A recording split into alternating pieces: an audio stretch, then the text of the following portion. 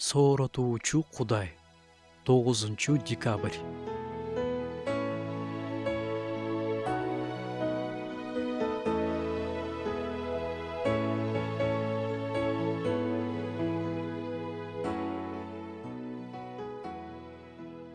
Эмнеге Ыйсанын жолдоочулары сыйынууда жемишсиз болуп калышат? Өзү үчүн сыйынууда да, башкалар үчүн сыйынууда да. Биз ар кандай убакта сыйынабыз. Тамак ичээрде рахмат айтып сыйынабыз. Биргеликте Кудайды даңктап жана муктаждыктар үчүн сыйынабыз. Жакыныбыздын жанына туруп, анын ден соолугу үчүн сыйынабыз. Бирок дагы бир олуттуу сыйынуу бар.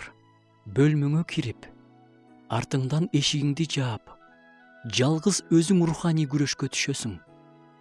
Ушул сыйынууда көп ишенүүчүлөр жемишсиз. Анын бир себеби бар. Сыйынуу бул өтө олуттуу жана оор эмгек.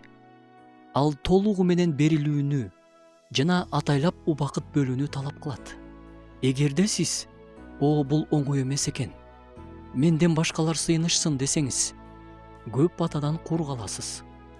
Сыйынуунун бул түрү мол баталарды алып келет.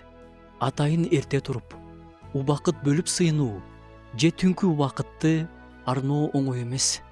Сыйынууга сааттарын, түнкү уйкусун курмандык кылган, тамактан баш тартып, орозо менен сыйынган ишенүүчүлөр да бар. Жок эмес. Ушундай сыйынууга бел байлайм. Сыйынуу күрөшүнө катышкым келет дегендер жашоосунун бардык тармактарын иретке келтирүүсү зарыл.